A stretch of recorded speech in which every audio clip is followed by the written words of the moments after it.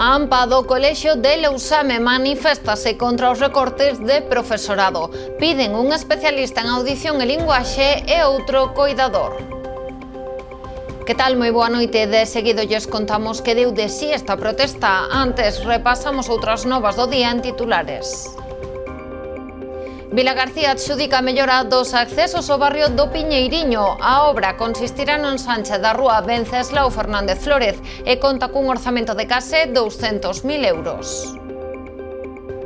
Pontevedra exixe a empresa encargada da limpeza viaria e recollida do lixo que cumpra cos servizos acordados. O Concello avanza na tramitación do novo contrato que xa enviou a Oficina Nacional de Evaluación. Boiro entrega mañá os distintivos de Benestar Social. Entre os premiados destacan a Asociación Amigos Carlos Mora ou a Federación Galega de Persoas Xordas. A Fundación Amigos de Galicia busca 34 vendimadores para cubrir a demanda actual. Ata de agora xa son 31 as persoas que atoparon traballo nesta campaña no Salnés. Vilaxoán activa a conta atrás cara ao Revenidas. A cita cumpre 21 anos gozando de boa saúde cunha programación que levará ata o escenario instalado na zona do Porto a máis de 40 bandas entre o 12 e o 15 de setembro. Estamos nas novas do día. Comezamos.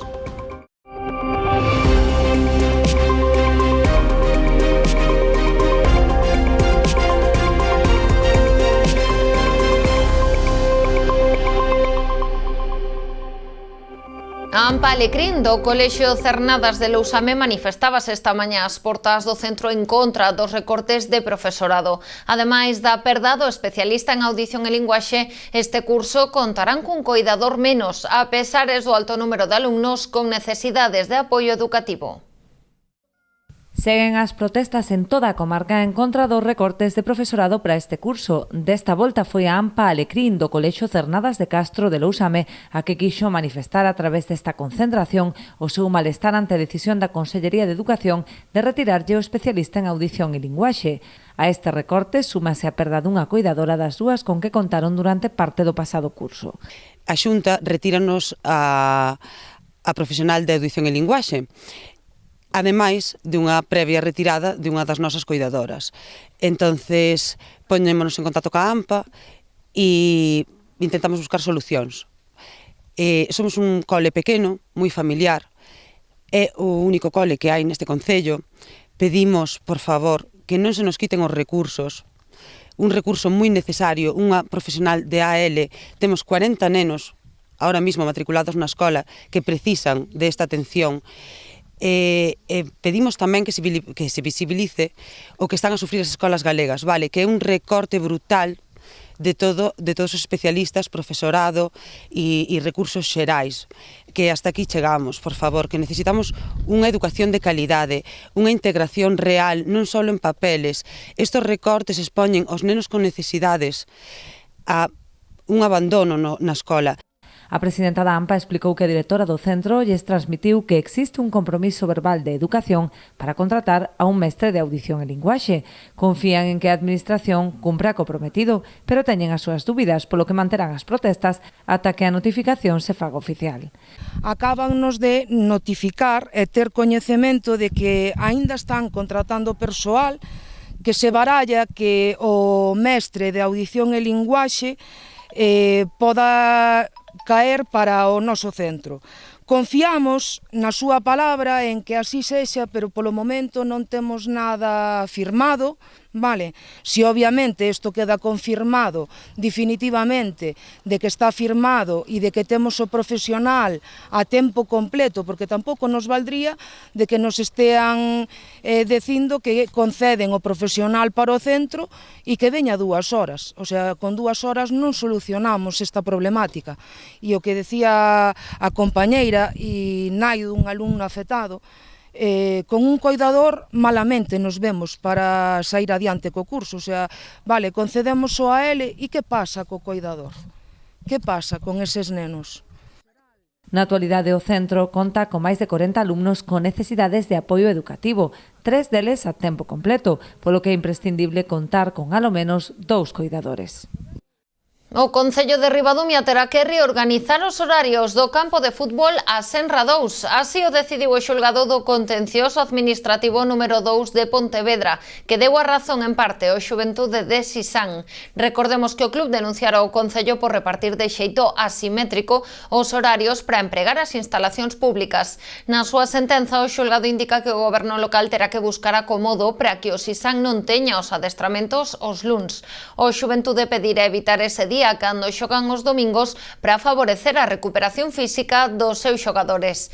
Así as cousas, a xuíza rexeita un cambio máis profundo do calendario para todos os equipos, dando por bo o regulamento municipal de uso que dá preferencia ao Club Deportivo Ribadumia. Na súa denuncia, o Xuventude reclamaba tamén o uso compartido dos vestiarios e o reparto das ganancias da cantina e os espazos de publicidade. A este respecto, o xulgado insta ao Concello a que se pronuncie de xeito motivado e xustificado. O Concello de Boiro saca a licitación ás obras para a mellora da infraestrutura viaria no Parque Empresarial de Espiñeira. A actuación suporá un investimento de 75.000 euros, financiados pola Consellería de Economía, Industria e Innovación. As obras virán completar os traballos nunha vía da fase 1 do polígono iniciados en 2023. Contemplan a pavimentación das beirarrúas xa existentes, así como a súa execución no treito que carecen delas. O obxectivo é garantir a seguridade viaria e sobre todo dos peóns. As empresas interesadas poden presentar as súas ofertas ata o 24 de setembro na plataforma de contratos do sector público.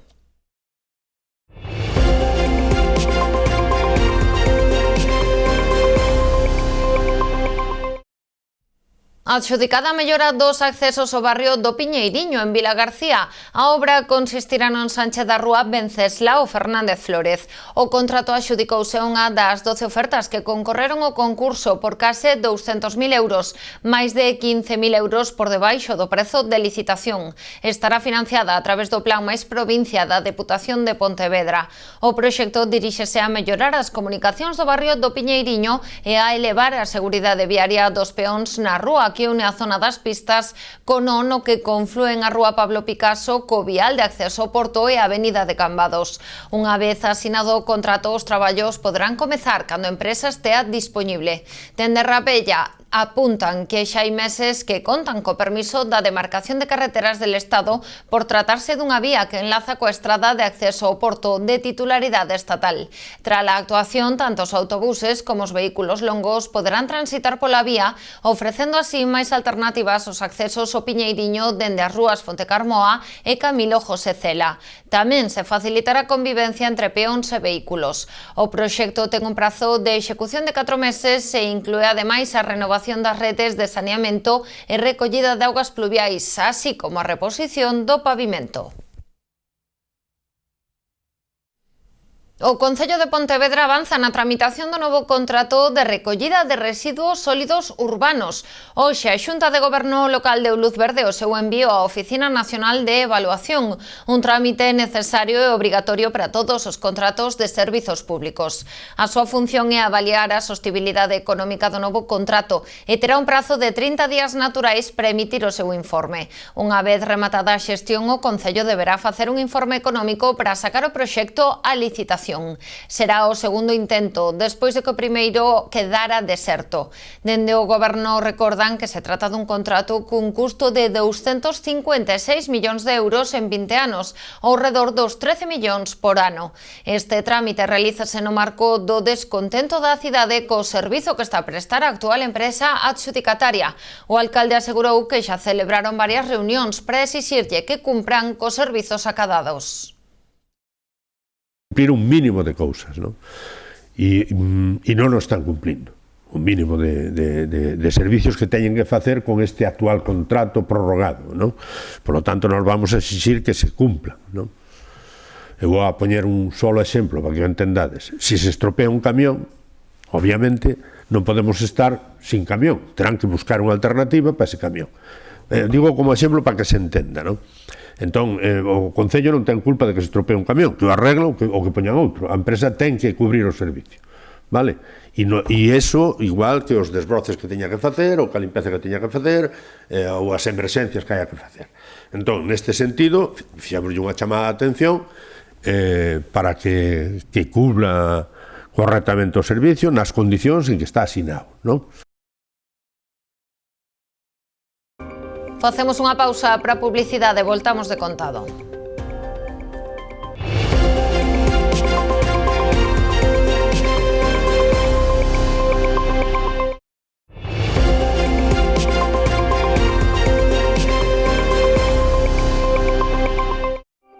O Concello de Boiro celebrará este venres a terceira edición dos distintivos Benestar Social. Estes galardóns buscan recoñecer o labor social e de voluntariado que realizan diversas entidades, persoas e empresas do municipio. A terceira edición dos distintivos Benestar Social de Boiro celebrarase este venres ás 7 da tarde no Pazo de Goiáns. En total serán 6 as persoas ou entidades galardoadas en recoñecemento á súa labor en prol da sociedade. Asociación Amigos como entidade social, Carlos Moreiras, deportista e veciño daqui do Concello de Boiro do distintivo Superación e ao Exemplo, Elizabeth Caballero, que é unha letrada e unha xurista daqui do Concello de Boiro no distintivo Sector Empresarial, a Federación Galega de Persoas Xordas, o distintivo de Inclusión, o Fondo Galego de Cooperación e Solidaridade como no distintivo categoría Méritos Extraordinarios, xa que o Fondo Galego leva desde o ano 1997 colaborando, non só facendo actividades aquí en Galicia nos concellos, sino tamén internacionalmente, e o Concello de Boiro colaborou durante os 2 últimos anos en determinadas misións en Mozambique e tamén no Sáhara. Como nas anteriores edicións, o premio na categoría de voluntariado será unha sorpresa e desvelarase no propio acto da entrega. Hai unha máis, como sempre deixamos un dos distintivos a resolverse na propia gala, que en este caso é o distintivo ao voluntariado. Será unha persoa voluntaria quen leve o distintivo, pero como xa vos digo, hasta ese momento non o sabremos. Destaca ademais destes premios que os candidatos son propostos polas propias entidades sociais, de aí que teñan aínda máis valor. 31 persoas atoparon traballo nesta campaña de vendima na comarca do Salnés a través do Servizo de Orientación Laboral da Fundación Amigos de Galicia. Deles, aproximadamente o 35% son inmigrantes con permiso de traballo. Dende a entidade apuntan que actualmente teñen unha demanda de 34 postos para os traballos de recolección de uva na comarca. Durante a campaña, as ofertas de emprego máis solicitadas foron pro posto de peón de vendima. As principais dificultades detectadas por Amigos de Galicia para atopar traballadores foron a falta de medios de transporte para os candidatos e a coincidencia da recollida da uva en diversas adegas. Xa está en marcha en Vilagarcía e sobre todo en Vilaxoán a conta atrás para o Festival Revenidas. A cita cumpre 21 anos gozando de boa saúde, cunha programación que levará ata o escenario instalado na zona do Porto a máis de 40 bandas entre o 12 e o 15 de setembro. Destacar que Revenidas é un evento único e creemos que inimitable. A estrela do festival é a propia vila de Vilaxoán e as súas propias actividades paralelas que estamos facendo ano tras ano en colaboración con identidades públicas e privadas para dinamizar esta vila que tuvo o seu esplendor nos anos 80 e nos 90 e con a reconversión industrial está un pouco esmorecida que tentamos entre todos recuperar. Cando se celebrou en Revenidas, houve máis xente na nosa cidade. Eso supón que ten un retorno económico moi importante para Vilagarcía e para Vilaxoán. Para Vilaxoán principalmente, porque creo tamén que hai que decir deste festival que ten unha identidade propia, unha característica propia, que está moi apegado a un territorio. Non se entende Revenidas sin Vilaxoán e Vilaxoán sin Revenidas e sen as sardiñas, e sen o que se volca un pobo tamén pois neste festival e o que se volcan os que organizan o festival para pois poñer en valor un sitio tan maravilloso como Vilaxoán, donde viven. O Festival agarda superar as cifras de participación acadadas na edición do ano pasado, a que asistiron 26.000 persoas. Este ano o orzamento está próximo aos 900.000 euros. Actuarán nesta edición Lendacaris Muertos, Muchachito, Bombo Inferno, La Pegatina, Fillas de Casandra, Lontreira, Tanxugueiras, El Canca ou The Rapants, entre outros moitos nomes. Os concertos no escenario principal complementanse con outros en pequeno formato que se realizan a bordo do barco Xeiteiro Chasula, unha experiencia reservada para 12 persoas que inclúe unha degustación de pratos típicos galegos. Tampouco faltará nesta edición a tradicional sardiñada do día 15 de setembro, domingo, no Parque de Dona Concha, porase o broche final ás revenidas deste 2024.